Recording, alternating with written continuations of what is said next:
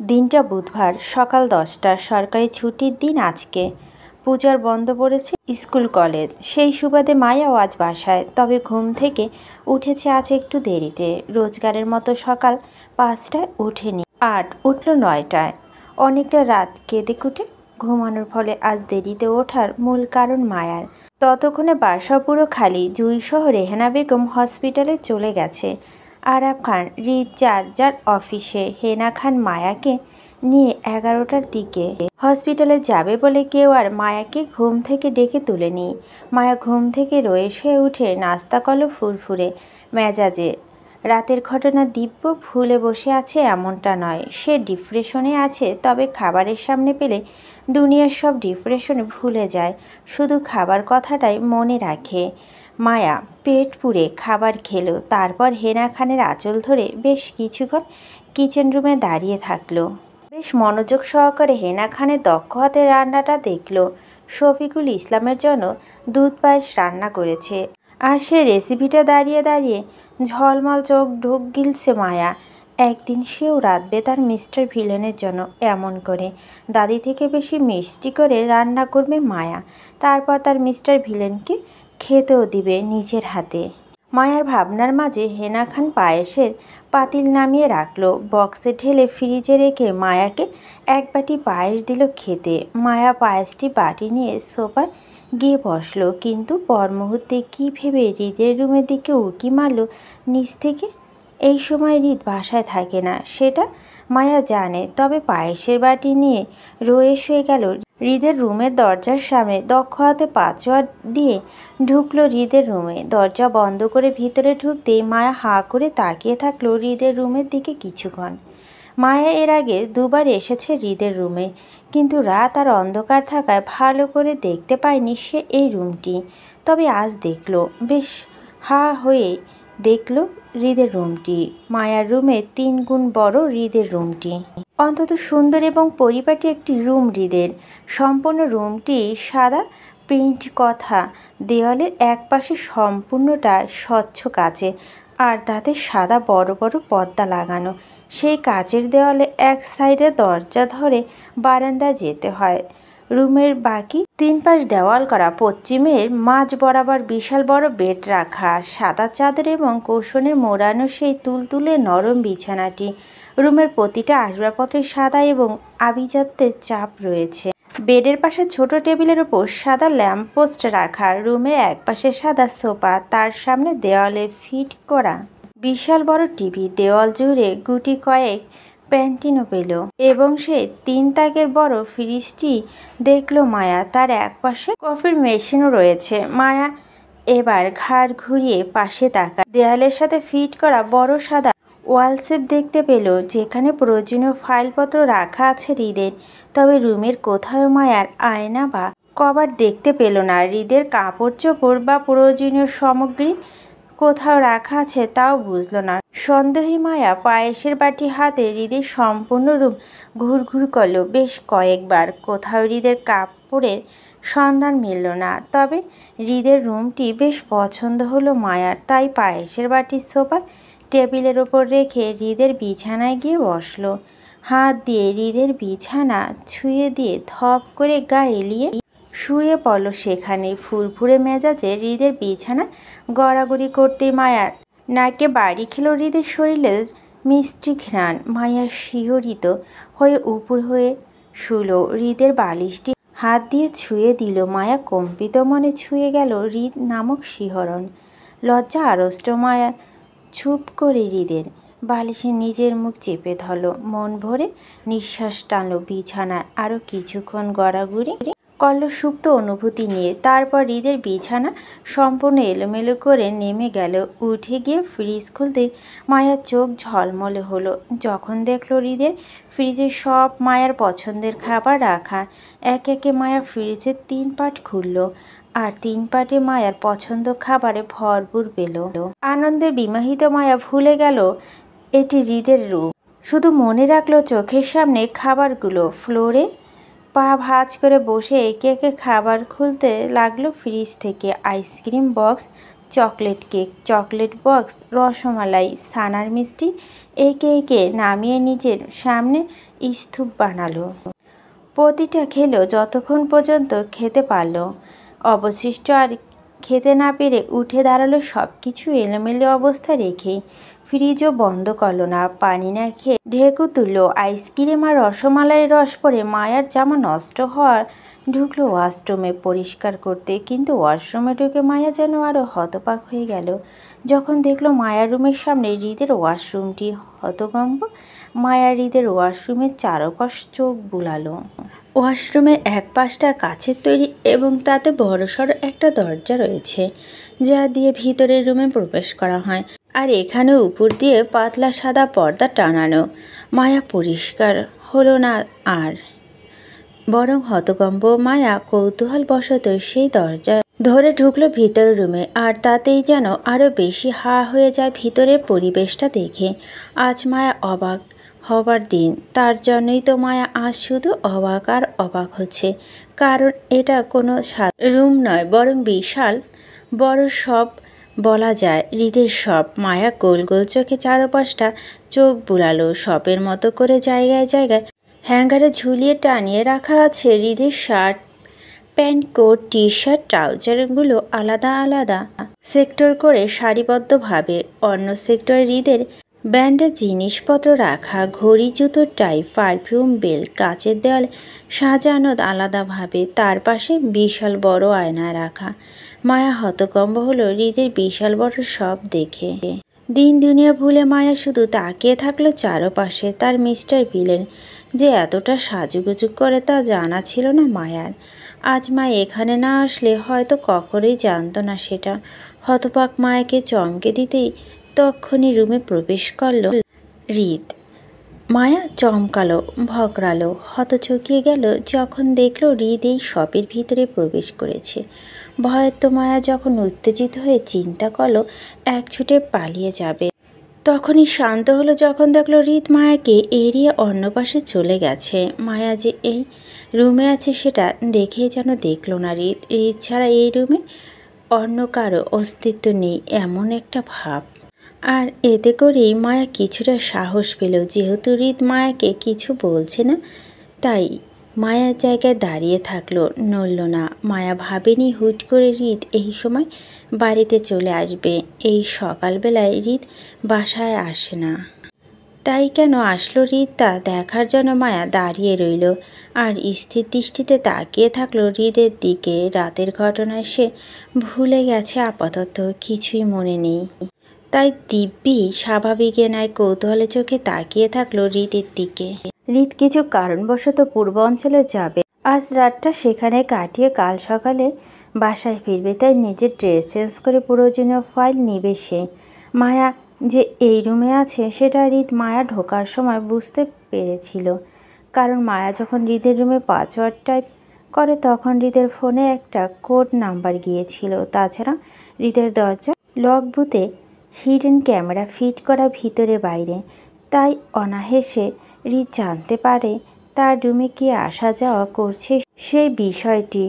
তাই হৃদ দেখেছিল মায়াকে তার রুমে ঢুকতে এবং সেই সাথে দেখেছিল সিসি ফুটেজ মায়ার দীর্ঘ সময় করা পাগলামো কাণ্ডগুলো হৃদ বেশ মনোযোগ সহকারে দেখছিল। কিন্তু এই মুহূর্তে হৃদ মায়াকে না দেখার মতো করে এক্সট্রা কাপড় নিল চেঞ্জ করার জন্য। আয়নার সামনে দাঁড়িয়ে নিজের গায়ের কোট টেনে খুলে পাশে রাখলো। শার্টের বোতামে হাত রেখে আয়না দিয়ে মায়ার দিকে তাকালো। চোখাচোখি হলো দুজনে। মায়া স্বাভাবিক ভঙ্গিতে হৃদের দিকে গোল গোল চোখে তাকিয়ে আছে। হৃদ যেন ড্রেস চেঞ্জ করছে সেদিকে মায়ার কোনো ভাবান্তর নেই। মায়াকে স্বাভাবিক দেখে হৃদ হালকা কপাল কুঁচকায়। তারপরে মায়াকে কিছু না বলে একে একে শার্টের বোতাম খুলতে লাগে। মায়া হৃদকে শার্টের বোতাম খুলতে দেখে বুঝলো না হৃদ কেন আবার ড্রেস চেঞ্জ করছে। কিছুক্ষণ আগে না হৃদ এই পোশাক পরে বেরিয়েছিল, তাহলে এত তাড়াতাড়ি কেন আবারও ড্রেস চেঞ্জ করছে? কৌতূহলে মায়া হৃদকে প্রশ্ন করে উঠল, আপনি আবার ড্রেস চেঞ্জ করছেন কেন? মায়ার প্রশ্ন ঘুরে তাকায় হৃদ। একে একে বোতাম খুলতে খুলতে নির্লিপ্ত গলায় বলল, রাতে স্বপ্নদোষ দিনে হয়েছে, তাই ড্রেস চেঞ্জ করতে এসেছি। কেন, কোনো সমস্যা? হৃদের কথায় থমথমে খেয়ে যায় মায়ার। এতক্ষণে দিব্য ভুলে থাকা রাতের ঘটনাটি ফটফট করে মনে পড়ল মায়ার। হৃদকে বিন্দাস ভঙ্গিতে কথা বলতে দেখে লজ্জায় চোখ মুখ লাল হলো মায়ার। মায়া বুঝল হৃদের সামনে এই মুহূর্তে থাকা মানে ঘোর বিপদ। লজ্জা আড়ষ্ট মায়া তৎক্ষণাৎ দৌড় লাগাতে চাইল হৃদ থেকে পালিয়ে বাঁচার জন্য, কিন্তু পারল না, কারণ তার আগেই পিছন ডেকে বাধা দেয় হৃদ। শক্ত গলা মায়াকে হুমকি বার্তায় বলে, ডোন্ট গো ম্যাডাম, পালিয়ে লাভ নেই, যেখানেই যাবে সেখান থেকে ধরে নিয়ে আসবো আপনাকে, চুপচাপ দাঁড়িয়ে থাকবেন, তাহলে জানটা অন্তত রক্ষা পাবে আপনার, নয়তো আজকে শেষ দিন আপনার, মনে রাখেন আমি কিন্তু ভালো মানুষ না, তাই জানটা বাঁচাতে চাইলে দাঁড়াইয়া থাকেন। হৃদের বেপরা ভঙ্গির কথায় মায়া ভয়ে সিটিয়ে গেল। কম্পিত শৈলে পিছনে ঘুরে হৃদের সামনে দাঁড়ালো নত মস্তিষ্কে। প্রচণ্ড ভয়ে মায়া নিজের ওড়না দুহাতে শক্ত করে চেপে ধরে রাখল, কারণ এ মুহূর্তে হৃদের মুড স্বাভাবিক লাগছে না মায়ার কাছে। বেশ রাগান্বিত মনে হলো। মায়া মনে করল হৃদের রুমে সে আসাতে হৃদ রাগ করেছে, তাই পানিশমেন্ট স্বরূপ আজ হৃদ মায়াকে মাথার ওপর তুলে আছাড় মারবে নিশ্চিত। মায়া বেশ ভয়াত্মক হলো নিজের চিন্তা ভাবনায়, তাই শুকনো ঢোক গেলে আর চোখে তাকালো হৃদের দিকে। হৃদ শার্টের নিচে অবশিষ্ট দুটো বোতাম আর খুলল না, তাই ইন করা শার্টটা প্যান্টের ভিতর থেকে টেনে বের করে উপরে ফেলতে ফেলতে মায়ার সামনে গিয়ে দাঁড়ালো। নত মস্তিষ্ক মায়াকে দেখে নিয়ে বলো, কি ম্যাডাম, ভয় পাইছেন? আমাকে ভয় লাগছে আপনাকে মেরে ফেলবো বলে? লাগারই কথা, আপনার ধারণা ঠিক, আপনাকে জানে মেরে ফেলার চিন্তা ভাবনা করছি আমি, তবে আপনার পা দুটো আগে কাটবো। আপনার পা দুটো চলে বেশি, আমার অবদ্ধ হয়ে বাপের বাড়ি যায় এই পা আপনাকে নিয়ে, সব দোষ আপনার এই পায়ে, তাই পা নাই, ঝামেলাও নাই, চলেন কোথায় বসেন, আপনার পা দুটো কাটবো, আমিও ছুরিটা নিয়ে আসি, আসেন আসেন। হৃদ কথাগুলো বলতে বলতে মায়াকে ধরতে নেয়, কিন্তু ততক্ষণে মায়া ভয়ে সিটকে দূরে সরে যেতে চাইল, কিন্তু পারল না, কারণ হৃদ এক হাত দিয়ে মায়ার এক হাত শক্ত করে চেপে ধরে নিল। হৃদের ভয়ে উত্তেজিত মায়ার ঠোঁট উল্টে কেঁদে বসল। নিজেকে বাঁচানোর জন্য বলতে লাগলো, আর অবাধ্য হবে না আমার পা, আর কোথাও যাবে না আমার পা দুটো, সত্যি বলছি, আপনার রুমেও আসবে না, আমাকে ছেড়ে দিন না প্লিজ, আমার পা কাটলে দাদি কষ্ট পাবে, কান্না করবে ভীষণ, তাই বলছি প্লিজ আমাকে ছেড়ে দিন না। দাদি কান্না করলে করুক, আমার কি, আজ আমি আপনার পা দুটো কেটে শান্ত হব, নয়তো না। দেখি আসেন, এই দিকে ছুরিটা ওইখানে রাখা আছে, চলেন। কথাগুলো বলে হৃদ মায়াকে টেনে নিয়ে যাওয়ার জন্য। ভয়ে আড়ষ্ট মায়া এবারে যান যা যায় অবস্থা, কারণ হৃদের সিরিয়াস ভঙ্গিতে মায়াকে টানছে নিয়ে যাওয়ার জন্য। হৃদের সিরিয়াসনেস দেখে মায়া আরো ভয়ে উত্তেজিত ভঙ্গিতে নিজের হাত টেনে ধরে বাঁচার জন্য, কিন্তু হৃদের শক্তি সামর্থ্যের সাথে উঠতে না পেরে ভয়ে লাফাতে লাফাতে ঠোঁট ফিরে বাচ্চাদের মতো করে চিৎকার করতে করতে বলে, আর করব না, আর করব না, অ আল্লাহ গো, অ আল্লাহ গো, শয়তান ছাড়। হৃদ থামে। মার মুখে শয়তান কথাটা শুনে কপাল কুঁচকে বলে, শয়তান? আমাকে আপনার শয়তান মনে হয়? ঠিক আছে, এবার পায়ের সাথে সাথে হাত দুটো কাটব, তারপর বস্তা ভরে নদীতে ফেলে দিব, আসেন। হৃদ পুনরায় মার হাত টেনে ধরতেই উত্তেজিত মায়া বলে ওঠে, পায়ে পড়ি আপনার। আমার মুখ ফুসকে শয়তান কথাটা বের হয়ে গেছে, আর বলবো না, আর জীবনেও বলবো না, সত্যি। ও তাহলে মুখেরও দোষ আছে আপনার? হাত পা সাথে সাথে এবার আপনার মুখটাও আজ ভেঙে দিব আমি, চলেন। ও আল্লাহ গো, আমি তো ভুলবশত আপনার রুমে ঢুকে পড়েছিলাম, আর ঢুকবো না, বলছি তো, এবার ছেড়ে দিন না আমায়, আমি আর কোথাও যাব না জীবনে আপনাকে না বলে। মার আর কোথাও যাবে না এই স্বীকারোক্তিতে হৃদ থামে। মায়া স্বাভাবিক ন্যায় দাঁড়ায় কাঁদতে কাঁদতে, হাতের উল্টো পিঠে বারবার গাল মুছে হৃদের দিকে তাকায়। হৃদ তখনও বিরক্তির কপাল কুঁচকে তাকিয়ে আছে মার দিকে। মায়া হৃদকে স্বাভাবিক হতে দেখে কান্না ভিজা গলায় পুনরায় বলে, আমি আর আসব না আপনার রুমে, আমি তো শুধু একটি করে চেক করতে এসেছিলাম আপনার। মার কথাটা শেষ করার আগেই হৃদ বলে ওঠে, কি চেক করতে এসেছেন? স্বামীর সিস্টেম ঠিক আছে কিনা, সবকিছু ঠিকঠাক চলে কিনা, আসেন চাইলে চেক করতে পারেন, আমি মাইন্ড করব না। হৃদের কথায় মায়া তুমুল লজ্জায় সিটিয়ে পড়ল মুহূর্তেই। এক মুহূর্তের জন্য নিজের কান্না ভয় ভুলে গিয়ে লজ্জায় আর্স্ট হলো মায়া।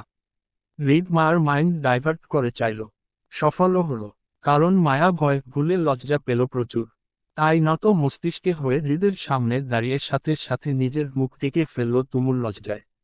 নাক মুখ ছিটকে বলল, ছি, কি বিচ্ছিরি কথা। হৃদ প্রসঙ্গ পাল্টায়, একটু এগিয়ে এসে মার কাছাকাছি মুখোমুখিতে দাঁড়ায়। মায়া বেশ ছোট হওয়ায় হৃদ খানিকটা ঝুঁকে পড়ল মার দিকে। খুবই জুইয়ের কথার রেশ টেনে বলল, ছি কি ম্যাডাম, এই চিয়ে কাজ হবে আজ আপনার? হবে না তো মনে হয়, কারণ শুনলাম বউয়ের নাকি সিস্টেমের সমস্যা আছে। ডাক্তার দেখাতে হবে আমায়। তাই ভাবলাম একবার আমি চেক করে নেয় কোথায় কোথায় সমস্যা আছে বউয়ের সেটা দেখতে। আমি শিওর না হলে ডক্টরকে কি বলবো আসলে আমার বউয়ের সমস্যাটা কোথায় আছে। আসুন, আমার কাছে আসুন, দেখি আপনার কোথায় কোথায় সমস্যা আছে। হৃদ কথাগুলো বলতে বলতে মায়া বাহুতে হাত দেয়। ভয়ার্ত মায়ার হৃদের হাড় কাঁপানো কথায় মুহূর্তে ছিটকে সরল হৃদের থেকে। নাক মুখ ছিটকে বলল, ছি কি বাজে আপনি, নির্লজ্জ, অসভ্য। মার কথাটা বলতে দেরি হৃদ তেড়ে যেতে দেরি হলো না। রাগান্বিত ভঙ্গিতে সাথে সাথে মায়াকে উল্টিয়ে চেপে ধরল দেয়ালের মধ্যে পিছন থেকে মার হাত মুছে। মার একগাল দেয়ালের সাথে চেপে যেতেই হৃদ ঝুঁকে পড়ল মার কানের কাছে। অন্তত রাগান্বিত স্বরে চিবিয়ে চিবিয়ে বলে, ম্যাডাম বেশি বার বাড়িয়েন না, কাঁচা খেয়ে ফেলবো আপনাকে। এমনিতেই আপনার অনেক হিসাব কষা বাকি আমার। নতুন করে সেই হিসাবের খাতায় আর ভরবেন না, তাহলে জান খেয়ে ফেলবো আমি। রাক্ষস চিনেন? যেদিন ধরব সেদিন অস্তিত্ব হারা করব আপনার। রাক্ষসের ন্যায় খেয়ে ফেলবো আপনাকে। ওয়ার্নিং দিচ্ছি, ভালো হয়েছে যান। আমাকে জ্বালানো বন্ধ করুন। এমনিতেই গলা অবধি পুড়ে কয়লা হয়ে গেছি আমি আপনার জ্বালায়। আমার নিঃশ্বাস বন্ধ হওয়ার উপক্রম হলে আমি আপনার নিঃশ্বাসটাও বন্ধ করে দিব ম্যাডাম। নিঃশ্বাসটা ফেলার সুযোগটা অবধি পাবেন না আপনি, শুধু বিছানায় ছটফট করবেন। তাই বলছি, সময় যখন দিচ্ছি সময়টা ভালোভাবে নেন, কাজে লাগান। আমার থেকে বেশি বেশি করে দূরে থাকার চেষ্টা করুন, নয়তো আমি বেসামাল হলে আপনার আমাকে সামলানোর ক্ষমতা থাকবে না। কারণ দুনিয়ায় সকল বেপরোয়া নির্লজ্জতার ডেফিনেশন ভেঙে দিব আমি। আপনাকে তখন নিজের সাথে পিষে ফেলতেও 2 সেকেন্ড ভাবব না। হৃদের কথার ধাঁচে আর হাতের ব্যথা কুকড়ে ওঠে মায়া। হৃদের কথাগুলো মার মনে টনক নড়লেও তার চেয়ে বেশি টনক নড়ে তীব্র হাতের ব্যথা মস্তিষ্কের মধ্যে জোরালো ভাবে। হাতের ব্যথায় জড়িয়ে মায়া কেঁদে উঠল হৃদের বক্ষতলে। শব্দ করে কেঁদে উঠে অস্পষ্ট স্বরে বলল, আমি ব্যথা পাচ্ছি তো মিস্টার ভিলেন, ছাড়ুন আমাকে, যাব আমি। মার হঠাৎ ফুপিয়ে ওঠা কান্নায় হৃদেরও ধৈর্যের বাঁধ ভাঙে। মার না ছেড়ে আরো জোরালো ভাবে চেপে ধরল, যার ফলে মার হাতের কাচের চুড়ি ভেঙে হৃদ মায়া জনের হাতের ঢুকল। মায়া এবার ব্যথায় ছটফট করে হৃদের ভয়ে শব্দ করে কেঁদে উঠল। হৃদ মায়াকে তখনও ছাড়ল না, বরং মার হাতটা পিছন থেকে আরো মুচে ধরে দাঁতে দাঁত চেপে ধরে বলে উঠে, আমি ছুলেই তোর কান্না আসে, তাই আমার থেকে পালিয়ে বেড়াতে তোর বাপের বাড়ির চলে গেলি। তুই ভালো কথার মানুষ না। ভালোভাবে বলছিলাম জীবন কখনো আমার অবাধ্য হবি না, তারপরও হলি। কার পারমিশন নিয়ে তুই বাপের বাড়িতে গেলি? আমি বলেছিলাম তোকে যেতে, তাও 2 মাস থাকলি। তোর কি আমাকে মানুষ মনে হয় না? তোর জ্বালায় রাতে ঘুম হয় না আমার, তাও তুই ফিরে আসলি না আমার কাছে। এখন নাটক করিস আমার সাথে, মেরে দেয়, পিষে ফেলি তোকে। ব্যথায় কাতর মায়া তখনও বুঝল না হৃদের হঠাৎ অধৈর্যর রাগের কারণটা, বুঝল না মার হঠাৎ করে বাপের বাড়ি চলে যাওয়াতে হৃদের গাঢ় অভিযোগের কারণটা। মায়া সেদিন জুইয়ের সাথে চলে যাওয়াতে হৃদ এক প্রকার জেদ করেই খোঁজ করল না মার। কেমন কেমন করে 2 মাস মায়া ব্রাহ্মণবাড়িয়াতে কাটালো। হৃদের জেদ অভিমানের পাল্লাটা আরো ভারী হলো। হৃদ প্রথমে মায়াকে ছাড় দিল, ভাবল হয়তো মায়া নিজ থেকে চলে আসবে কিছুদিনের মধ্যে। কিন্তু মায়া আসলো না, বরং মায়া আসলো 2 মাস পর, তাও বাবার হার্ট অ্যাটাকের কারণে। নয়তো মায়া তখনও আসতো না খান বাড়িতে। আর এজন্যই হৃদ মায়াকে এড়িয়ে চলতে চাই। যে বউ তার স্বামীর জন্য মন কাঁদে না, তার সাথে কিসের ভাব আবার হৃদের? হৃদের এমন বউ তো মোটেও পছন্দ না। যে বউ স্বামীকে রেখে বাড়িতে যেতে চাই, তাই হৃদের মায়াকে চাই না। চাই না মানে চাই না, কিন্তু বিপত্তি ঘটে মায়াকে নিয়ে। তার বেয়াদব বউ তাকে শান্তি দিচ্ছে না, সারাক্ষণ এটা সেটা করে আরো জ্বালিয়ে মারছে। দহনের আগুন পুড়াচ্ছে আরো বেশি করে, যেটা অধৈর্যের বাঁধ হিসাবে হৃদের জেদগুলো ভাঙে পুরোপুরি। হৃদ গত 2 মাসের হিসাব কষতেই আজ এতটা রাগান্বিত, কিন্তু মায়াও অবুঝের ন্যায় আরো বাড়িয়ে দিল হৃদের সেই রাগটা। হৃদের বক্ষতলে পিষ্ট হয়ে কান্না জড়িত গলায় বলে, বেশ করেছি বাপের বাড়ির গেছি, আরও যাব। আমি আবারও চলে যাব আব্বুর সাথে, থাকবো না আর আপনার বাড়িতে। দেখিলেন আপনি, মার কথায় রাগে গাড়িরি করে উঠে হৃদের শরীর। প্রচণ্ড শক্ত করে মার হাত চেপে ধরে মুচড় দিতেই ফটফট করে ভেঙে পড়ে মার কাচের চুড়িগুলো হাত থেকে এলোপাতাড়ি গিয়ে বিঁধল কাচের অবশিষ্ট চুড়ির টুকরোগুলো দুজনের হাতেই। তবে মার নরম হাতটা বেশ জখম হলো, গরম রক্ত গড়িয়ে পড়তে লাগলো ফ্লোরের উপর। মায়া ব্যথায় ছটফট করে ডুকরে কেঁদে উঠে। হৃদ সেদিন মনস্থির না হয়ে মার কথায় রাগে রি করতে করতে দাঁতে দাঁত চেপে ধরে বলে, তুই যাবি, যা। তোর ধান্দাবাজ বাপের হ্যাটের সমস্যা না, তোর ঠকবাজ বাপ এত হ্যাটের সমস্যা নিয়ে বেঁচে থেকে কি করবে? বরং মরতে মরতে আমার একটা উপকারে আসুক। 2 দিন পর পর তুই লাফাতে লাফাতে বাপের বাড়ি যাস। এখন যদি তোর ধান্দাবাজ বাপ বেঁচেই না থাকে তাহলে তুই যাবি কই? মূলত যত সমস্যা তোর ওই ধান্দাবাজ বাপের নিয়েই। তোর বাপ নাই, ভারতী ঝামেলাও নাই। সবশেষে হৃদের কথায় উত্তর করল না ব্যথায় কাতর মায়া, শুধু ঠোঁট ফুলিয়ে কেঁদে উঠে কোনো রকম বলে, আমি ব্যথা পাচ্ছি তো, হাতটা ছাড়ুন। বলছি তো আর কাছে আসবো না আপনার, দূরে দূরে থাকবো, আপনার আশেপাশেও ঘুরঘুর করব না। এবার হাতটা ছেড়ে দিন না আমার, সত্যিই ব্যথা পাচ্ছি আমি। মার কথা নরম হলো না, বরং আরো রেগে গেল হৃদ। মায়া বুঝল না কেন হৃদ বারবার রেগে যাচ্ছে। হৃদ মায়াকে বলল দূরে থাকতে, মায়া স্বীকার করল দূরে থাকবে। তারপরও কেন হৃদ রেগে যাচ্ছে, কেন হৃদ মার হাতটা ছাড়ছে না সেটাও বুঝল না। মায়া তো সব স্বীকার করল হৃদ থেকে দূরে থাকবে, তারপরও কেন হৃদ মায়াকে ব্যথা দিচ্ছে। মায়া হাতের ব্যথায় অন্তত কাতর হয়ে এবার হাউমাউ শব্দ করে কেঁদে উঠল। মার হঠাৎ উচ্চ স্বরে কান্নায় নরম হয় হৃদ। শুধু নরম না, মোমের মতন নরম হয়ে হাতের বাঁধন ঢিল করতেই তৎক্ষণাৎ সামনের দিকে ঘুরতে নেয় মায়া। কিন্তু হৃদ মার কানের কাছে ঝুঁকে থাকায় মার ঘুরতেই অসাবধানতায় হৃদের নাকের সাথে মার নাক, ঠোঁটের সাথে মার ঠোঁট ভারী লাগলো অনাকাঙ্ক্ষিতভাবে। হৃদ মায়া জনই অপদস্থ হলো মুহূর্তে। তবে মার কান্নাটা অপদস্থ ভঙ্গিতে 2 সেকেন্ডের জন্য থামলেও নিজের হাতের অনর্গল রক্ত পড়তে দেখে মুহূর্তে আবারও ঠোঁট ফেরে বাচ্চাদের মতো করে হুলস্থুল চিল্লি। রক্ত দেখে যেন মার কান্না বেগ আরও বেড়ে যায়। তাই হৃদকে যে মাত্রই অনাকাঙ্ক্ষিতভাবে চুমু খেল সেটাও লক্ষ্য করল না হাতের রক্ত দেখে। কিন্তু হৃদ বেশ লক্ষ্য করল, তাই সহজ ভঙ্গিতে স্বাভাবিক ন্যায় সোজা হয়ে দাঁড়ালো। ছোট ছোট চোখ করে স্থির দৃষ্টিতে তাকিয়ে থাকলো মার হুলস্থুল চিল্লির দিকে। হৃদ শান্ত হলো, রাগ মাটি করল মার হাতের রক্ত দেখে। বুক ফুলিয়ে দীর্ঘ নিঃশ্বাস টেনে মার রক্তযুক্ত হাতটি নিজের হাতে নিল। বেশ অনেক জায়গায় কেটে গেছে হাতের চুড়ি ভেঙে, রক্ত পড়ছে টপ টপ করে।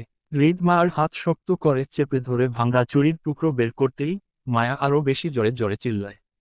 হৃদ মার হাতের কাটা জায়গায় চেপে ধরে নিয়ে যায় ওয়াশরুমে। ট্যাপ ছেড়ে হাতটা ধুয়ে দিয়ে এবার নিয়ে যায় নিজের রুমে। মায়াকে সোফায় বসিয়ে হৃদ ফার্স্ট এড বক্স আনতে যায় ড্রয়ার থেকে। কিন্তু তখনও মায়া গলা ছেড়ে সমান তালে কান্না করছে। হৃদ মার সামনে ফার্স্ট এড বক্স নিয়ে বসল ঠিকই, কিন্তু মায়াকে বলল না কান্না থামাতে, বরং নিজের মতো করে মায়াকে ব্যান্ডেজ করতে লাগলো। মায়া কাঁদতে কাঁদতে বেখেরালি চোখ যায় সামনের দিকে। মুহূর্তেই চোখে পড়ল হৃদের এলোমেলো রুমটা, খোলা ফ্রিজ, ফ্লোরে এলোমেলো খাবার ছড়িয়ে থাকা। এবার মায়া কাদার গতি কিছু কমে আসলো। ভয়ার্ত হলো এই ভেবে হৃদ নিশ্চয় আবারও মায়াকে মারবে তার রুমটা এলোমেলো করে দেওয়ায়। তাছাড়া মায়া হৃদের ফ্রিজ থেকে খাবারও চুরি করে খেয়েছে, আবার ফ্লোর নষ্ট করেছে, ছড়িয়ে রেখেছে। এর জন্য নিশ্চয় মার অন্য হাতটাও হৃদ ভেঙে দিবে এখন। মায়া ভয়ে আশ্বাস হয়ে কান্না অফ করে দিয়ে তৎক্ষণাৎ নিজের ভালো হাতটি পিছনে লুকিয়ে ফেলে হৃদের দিকে ভয়াত দৃষ্টিতে তাকায়। হৃদ তখনও মনোযোগ সহকারে মার হাতে ব্যান্ডেজ করছে। মায়া আবারও ভিজা চোখ আউড়িয়ে হৃদের এলোমেলো রুমটার দিকে তাকায়। মায়া হঠাৎ মনে পড়ল, মায়া যে হৃদের রুম নষ্ট করেছে সেটা তো আর হৃদ জানে না। তাই মায়া যদি হৃদকে মিথ্যা বলে দেয়, তাহলে কি হৃদ বুঝবে নাকি সে মিথ্যা বলছে? এমনটা বুঝবে না, মোটেও বুঝতে পারবে না। বরং মায়া গুছিয়ে মিথ্যা বলে দিবে হৃদকে যে সে হৃদের রুম নষ্ট করেনি। দাদি করেছে। তাহলে তো আর হৃদ মার হাত ভাঙতে পারবে না। মায়া কান্না জড়িত গলায় নাক টেনে টেনে বলে, আপনার রুম আমি নষ্ট করিনি। দাদি করেছে। হৃদ মার হাত ব্যান্ডেজ করতে করতে চোখ তুলে তাকায় মার দিকে। তারপরও মার কথা অনুযায়ী এক পলক ফ্রিজের সামনে তাকিয়ে মৃদু কণ্ঠে বলে, আচ্ছা। হৃদকে মার কথা বিশ্বাস করতে দেখে কিছুটা সাহস পেল মায়া। হৃদ এবার চোখ ঘুরিয়ে নিজের এলোমেলো বিছানার দিকে তাকাতেই মায়া পুনরায় বলে ওঠে, আপনার বিছানাও আমি এলোমেলো করিনি। দাদি করেছে। আচ্ছা। হৃদ সম্মতি দিয়ে মার হাতে ব্যান্ডেজ করে দেয়। তারপর ফ্রিজ হতে নর্মাল পানি এনে মার হাতে ধরিয়ে দেয় খাওয়ার জন্য। হৃদ মায়াকে গ্লাসে তুলে পানি দিতেই মার মনে পড়ল সে তো খাবার খাওয়ার পর পানি খায়নি। পানি খেতে ভুলে গিয়েছিল তখন। টকটক করে সম্পূর্ণ পানি গ্লাস শেষ করে টেবিলের উপর রাখল। হৃদের হাতের দিকে তাকাতেই ভয়ার্ত কণ্ঠে বলল, রক্ত। আপনার হাতে রক্ত ব্যান্ডেজ। আমাকে নিয়ে ভাবতে হবে না তোমার। বের হও আমার রুম থেকে যাও। রাগে দুঃখের অপমানে ঠাস করে উঠে দাঁড়ালো মায়া। হনহন করে দরজা অবধি গিয়ে আবারও ফিরে আসলো হৃদের সামনে। হৃদ কপাল কুঁচকে মায়ার দিকে তাকিয়ে থাকার মধ্যে দিয়েই মায়া নাক মুখ শক্ত করে বলে ওঠে, আজকের পর থেকে আমি আর আপনার রুমে আসব না। আপনার সাথে কোথাও বলবো না। আপনিও আমার সাথে আর কথা বলবেন না। আচ্ছা। আমার দিকে তাকাতেও পারবেন না। আচ্ছা। হৃদের লিপিপ্ত উত্তরে মায়ার আগে নাক মুখ কুঁচকে হনহন করে বেরিয়ে যায় রুম থেকে। যত কিছু হোক না কেন আজকের পর থেকে কোনো কথাই বলবে না এমন স্বামীর সাথে। দরকার হলে সে আবারও বাপের বাড়িতে চলে যাবে।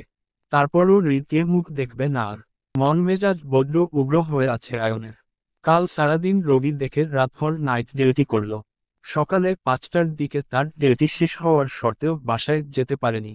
হঠাৎ করে ভোর 5টার দিকে ইমার্জেন্সিতে একজন হার্টের পেশেন্ট আসায় তাকে জরুরি ভিত্তিতে সকাল 7টার দিকে ওটিতে যেতে হয়।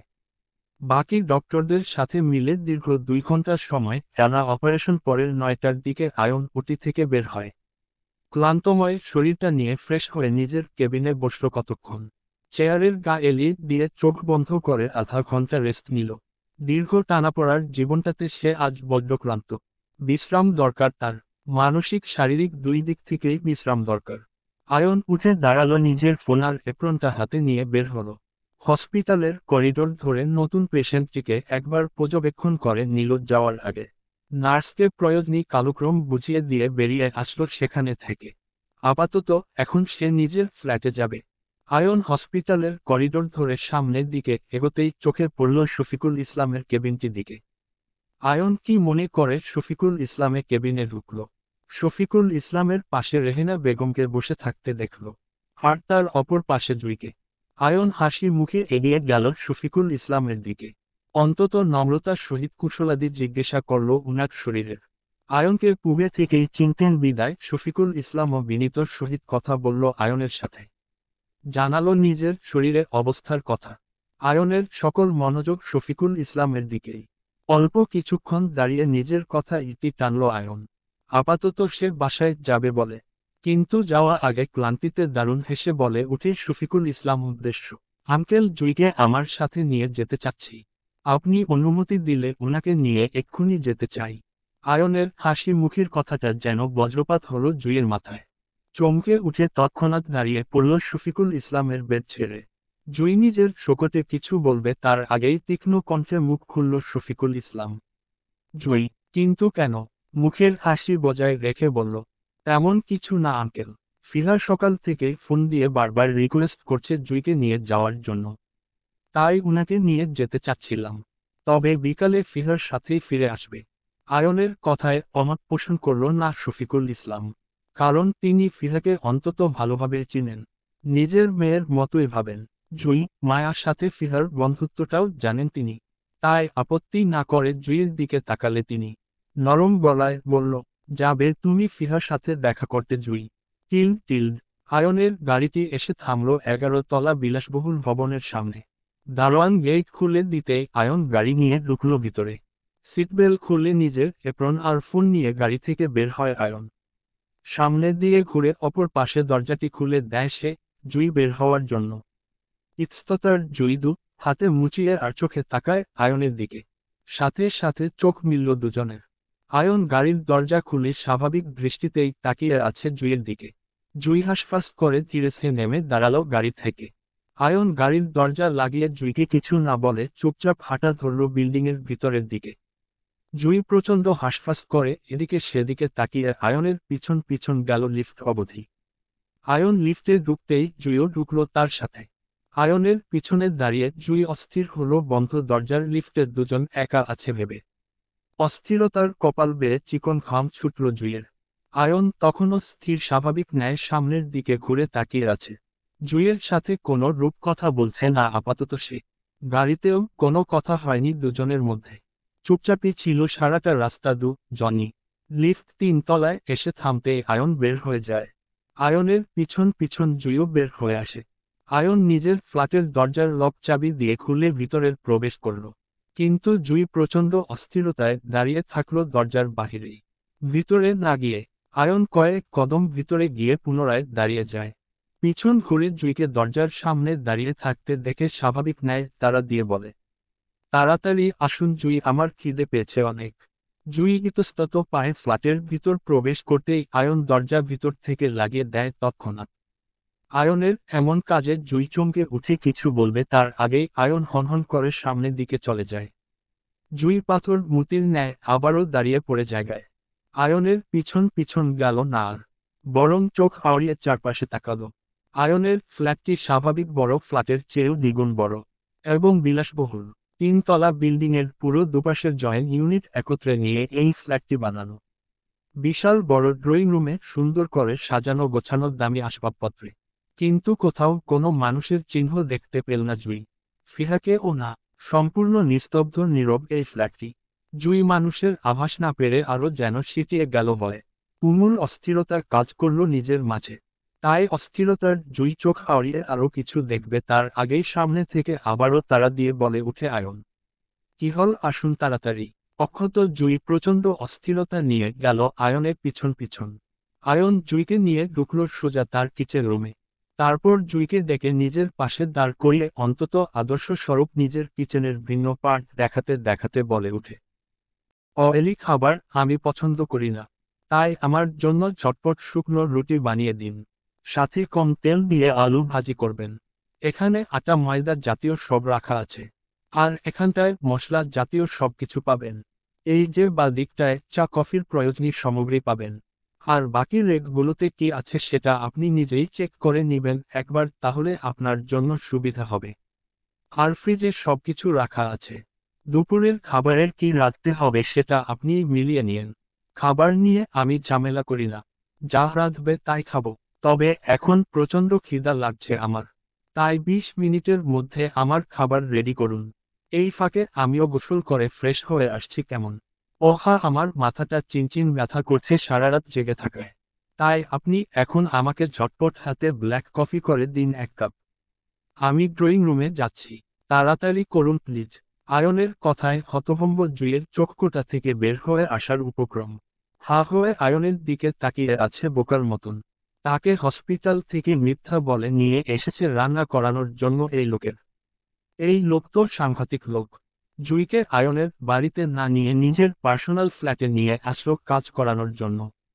হতভম্ব জুই শুধু তাকিয়ে থাকার মধ্যে দিয়ে আয়ন চলে যেতে নেয়। কিন্তু তার আগেই হতভম্বের মুখ খুলল জুই। দ্রুত গলায় বলল, আপনি আমাকে মিথ্যা বলে এখানে আনলেন কেন? ফিহা আপু আমাকে ডাকেনি আমি জানি। আপনি মিথ্যা বলেছেন তাই না?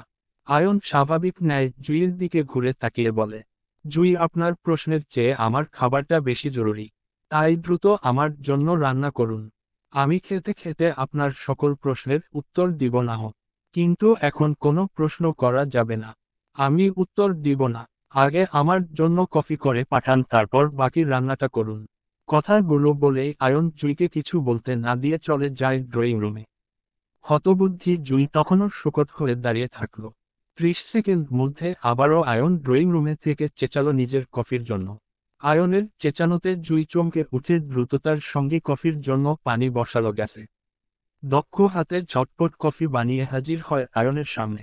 আয়ন নিজের কফিতে গুটি কয়েক চুমুক বসিয়ে শান্ত হলো।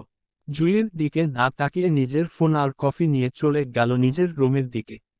জুই হতবাক দৃষ্টিতে আয়নের যাওয়ার দিকে তাকিয়ে থাকলো কিছুক্ষণ। আয়ন চলে যেতেই জুইও পা বাড়ায় কিচেনের উদ্দেশ্য।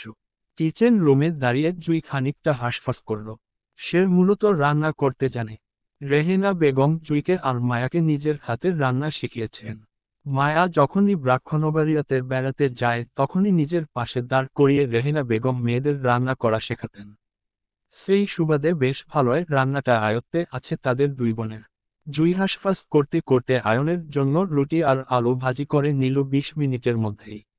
জুই খাবারগুলো ডাইনিং টেবিলের উপর রাখতে রাখতেই আয়ন ধূপ করে এসে চেয়ার টেনে বসে পড়ে সেখানটায়। জুই চমকে উঠতেই আয়ন খাবার খাওয়া শুরু করে দেয়। খানিকটা খাবার খেতে খেতেই বলে জুইয়ের উদ্দেশ্য আয়ন, আপনি সকালে খেয়েছেন জুই, না খেলে আমার সাথে বসে খেতে পারেন। আসুন। ইতস্ততার মিনমিন গলায় বলল জুই। আমি খেয়েছি ধন্যবাদ। ওয়েলকাম। সতেজ গলায় প্রশ্ন করল জুই আয়নকে। আমাকে এখানে নিয়ে আসলেন কেন? সোজাসাপটা উত্তর, আমার রান্না করার জন্য। মানে? তাই জন্য মিথ্যা বলবেন আপনি? খেতে খেতে বলল, সত্যি বললে আসতেন আপনি? একদমই না, এই জন্যই মিথ্যাটা বলা আমার। রাগী স্বরে বলে জুই, ফাজলামো করছেন আপনি আমার সাথে? আপনার রান্না প্রয়োজন হলে বুয়া কোথায়? আমাকে এভাবে মিথ্যা বলে নিয়ে আসার মানে কি? আমাকে বাবার কাছে দিয়ে আসুন আপনি। আপাতত আপনার সাথে ফাজলামো করছি না আমি। বুয়ার হাতের রান্না খাবো না বলেই তো আপনাকে নিয়ে আসলাম। তাছাড়া বিকালের আগে বাবার কাছে যাওয়ার আশা ছেড়ে দিন এবং গিয়ে আমার জন্য দুপুরের রান্নাটা করুন। ততক্ষণে আমি কয়েক ঘন্টা ঘুমিয়ে নিব। আমার ঘুম দরকার। আপনার রান্না শেষ হলে ৩ নাম্বার রুমটায় গিয়ে রেস্ট করে নিবেন। আর নয়তো টিভি দেখবেন ভালো না লাগলেই। আমি এখানে থাকব না। আমি বাবার কাছে যাব। দিয়ে আসুন আমাকে। শুধু শুধু কেন আমাকে নিয়ে এসেছেন আপনি এখানে? আপনি চাইলে তো রেস্টুরেন্টে থেকে খাবার অর্ডার করে খেয়ে নিতে পারতেন তাই না? এসবে আমাকে জড়ালেন কেন? কারণ আপনি আমার বউ হন তাই। আজকে রাতে আমি স্বপ্ন দেখলাম বউ আমায় রান্না করে খাওয়াচ্ছে। সকালে ঘুম থেকে উঠে মনে হলো আরে আমার তো বই নেই, তাহলে রান্না করে কে খাওয়াবে আমায়? কিন্তু বিকাল হতে হতে মনে হলো আরে না, আমার তো একটা বউ আছে, তার হাতের রান্নাটা তো আমি খেতে পারি। এখন আমার বউ আপনি। তাই স্বপ্ন অনুযায়ী এখন আপনি আমার জন্য ৩ বেলা রান্না করবেন। দুপুরে খাওয়া পর আপনি আমার জন্য রাতের খাবারটা রেঁধে টিফিন বাক্সের ভিতর গুছিয়ে দিবেন আজ। আমি হসপিটালের নিয়ে যাব। এবার গিয়ে দুপুরের রান্নাটা করে ফেলুন। যান। অন্তত রাগে দুঃখের চলল কিচেন রুমে দিকে জুই। আর কথা বাড়ালো না আয়নের সাথে সে। এই অসভ্য ডাক্তারের হঠাৎ মোড পরিবর্তন হওয়া বিষয়টি জুইয়ের মাথায় ঢুকছে না। জুই রাগান্বিত ভঙ্গিতে কিচেন দিকে যেতে নিলে আবারও পিছন ডাকে আয়ন। জুই আয়নের দিকে নাক মুখ কুঁচকে তাকাতেই আয়ন রুটির সাথে ভাজি নিয়ে মুখে তুলতে তুলতে বলে, জুই, আপনার রোজ রোজ গোসল করার অভ্যাস আছে তো? না মানে অনেক মেয়েরাই তো শীত আসলে রোজ রোজ গোসল করতে চায় না। শীত করে বলে, আপনি তেমন নয় তো। শীত তো প্রায় চলে আসলো বলে। তো এখন গোসল টোসল করা হয়তো ঠিকঠাক নাকি অভ্যাসই নাই রোজ গোসল করার? কোনটা? আয়নের কথায় অপমান বোধ করল জুই। সে তো রোজ রোজ গোসল করে। ভুলেও একদিন মিস দেয় না গোসল করা থেকে। তারপরও কেন অসভ্য ডাক্তার তাকে গোসল নিয়ে কথা শোনাচ্ছে সেটাও বুঝতে পারছে না জুই। তাই জুই আয়নের করা অপমানে লাল হয়ে রাগী দৃষ্টিতে তাকায় আয়নের দিকে সে। মুখে অন্তত রাগের আভাস ফুটিয়ে ধারালো গলায় বলতে চাইল, আপনি কিন্তু। জুইয়ের কথা শেষ করতে না দিয়ে আয়ন পুনরায় বলে ওঠে, আমি কিন্তু রোজ রোজ গোসল দেয়। মাঝে মধ্যে দিনে দুবারও দেয়। গোসল করা মানুষ আমার পছন্দ। এখন যদি আপনি রোজ রোজ গোসল করতে না চান, তাহলে সেই ক্ষেত্রে কিন্তু আমার ব্যাপক টেনশন করতে হচ্ছে জুই। আচ্ছা জুই, আপনাকে যদি আমি রোজ রোজ গোসল করার মুখ্য কারণ দেয়, তাহলে নিশ্চয় আপনি রোজ গোসল করবেন লক্ষ্মী মেয়ে মতন, তাই না? আয়নের হঠাৎ বেগতিক কথার মানেটা তখনও বুঝল না জুই। তাই খানিকটা কপাল কুঁচকে অবুঝ গলায় প্রশ্ন করে বলে, মুখ্য কারণ মানে? আয়ন পুনরায় মুখে খাবার তুলতে তুলতে তাকায় জুইয়ের দিকে। স্বাভাবিক ভঙ্গিতে লিপিপ্ত গলায় বলে ওঠে, ফরজ গোসল বুঝেন মিসেস চৌধুরী? ওই যে বাসর রাতে স্বামী স্ত্রী মধ্যে কি জানি হয় না, তারপর সকালে উঠে স্বামী স্ত্রীকে গোসল করতে হয়, এইটাই আর কি। আর একটু ভেঙে বলি দাঁড়ান, সকালে উঠে বউদের শরীরের যে কালো কালো দাগগুলো পাওয়া যায় না, ওইটাকে কি বলে জানি, ধুর, আমার তো মনে পড়ছে না। আপনি বলুন না জুই কি জানি বলে। আয়নের চিন্তিত ভঙ্গির মধ্যে দিয়ে প্রচণ্ড লজ্জায় সিটিয়ে পড়ে জুই। বুক কম্পনের সাথে সাথে জুইয়ের সমস্ত গা কেঁপে উঠে আয়নের নির্লজ্জ কথায়। আয়নের কথার মানে বুঝতে পেরে মুহূর্তেই চোখ মুখ লাল হয়ে ওঠে গাঢ় লজ্জায়। আয়ন তাকে হুট করে এমন নির্লজ্জ কথাবার্তা বলবে সেটা কখনোই ভাবেনি জুই। তাই লজ্জা সিটিয়ে গিয়ে আর দাঁড়িয়ে থাকতে পারল না আয়নের সামনে। তাই আয়নের সামনে থেকে পালিয়ে যাওয়ার আগে নাক মুখ ছিটকে আয়নকে গালি দিয়ে বেশ চড়িয়ে বলল, অসভ্য ডাক্তার। কথাটা বলেই জুই দৌড়ে পালিয়ে যায় কিচেন রুমের দিকে। কিন্তু ততক্ষণে পিছনে থেকে আবারও আয়ন তেজি গলায় জুইয়ের উদ্দেশ্য বলে ওঠে, অসভ্য না তো জুই, এটাকে মনে হয় লাভ ব্রাইট বলে। এখন আমি আপনাকে রোজ রোজ এই মুখ্য কারণগুলো দিলে আপনি গোসল করবেন তো জুই? আমি কিন্তু টেনশনে আছি আপনার গোসল করা নিয়ে।